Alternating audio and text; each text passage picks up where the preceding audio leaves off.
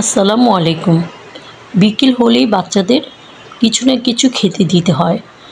আর এই বিকেলের সময় যদি ঝটপট করে ব্রেড পিৎজা তৈরি করে দেওয়া হয়, বাচ্চারা তো মহা খুশি। আর এই পিৎজাটা আপনারা বিকেল বলেন বা বাচ্চাদের স্কুলে টিফিনও দিতে পারেন। খুবই অল্প উপকরণ এবং অল্প টাইমে এই পিৎজাটা তৈরি করা যায়। চলুন আমি কিভাবে তৈরি করেছি পিৎজাটা দেখে নেওয়া যাক। পিৎজাটা তৈরি করার জন্য আমি দুটো ব্রেড নিয়ে নিয়েছি। এখানে আমি সস দিয়ে দিচ্ছি ভালোভাবে। দুটার মধ্যেই আমি সস দিয়ে দেব। দিয়ে এর মধ্যে আমি কিছু উপকরণ দেব। প্রথমে আমি এর মধ্যে ছোট ছোট করে সসেস কেটে নিয়েছি, ওগুলো দিয়ে নেব সাজিয়ে। দোনোটার মধ্যেই দিয়ে দিয়েছি। তারপর দিয়ে দেব ছোট ছোট কিউব করা ক্যাপসিকাম। আপনারা যে কোনো ক্যাপসিকাম নিতে পারেন, হলুদ বা রেড কালার যেটাই। আমি গ্রিন কালারটা দিয়েছি। তারপর দিয়ে দেব এখানে আমি বিফ নিয়েছি, আপনারা এখানে চিকেনও দিতে পারেন।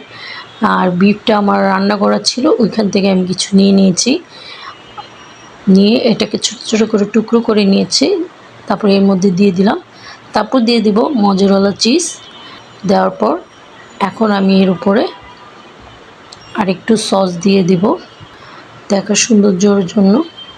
আপনারা এর উপরে চিলি ফ্লেক্সও একটু দিতে পারেন, যে ঝাল যদি খান। আমি বাচ্চারা খাবে বলে দেইনি।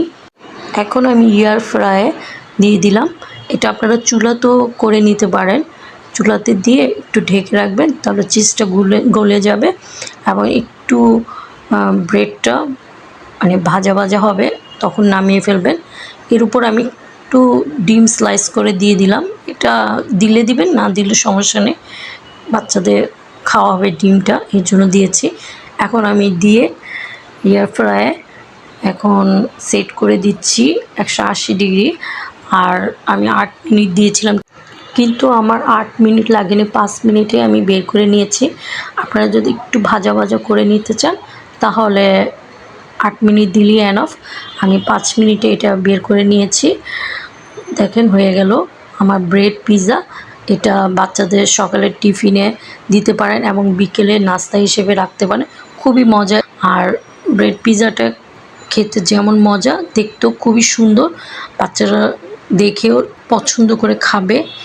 অবশ্যই বাসায় বানিয়ে ঝটপট বাচ্চাদের দিবেন, বাচ্চারা খুশি মনে খেয়ে নেবে। আর এই ভিডিও ভালো লাগলে অবশ্যই একটা সাবস্ক্রাইব করে দিবেন, লাইক শেয়ার কমেন্টস করবেন। আজ এই পর্যন্ত, সবাই ভালো থাকেন, সুস্থ থাকেন। আল্লাহ হাফেজ।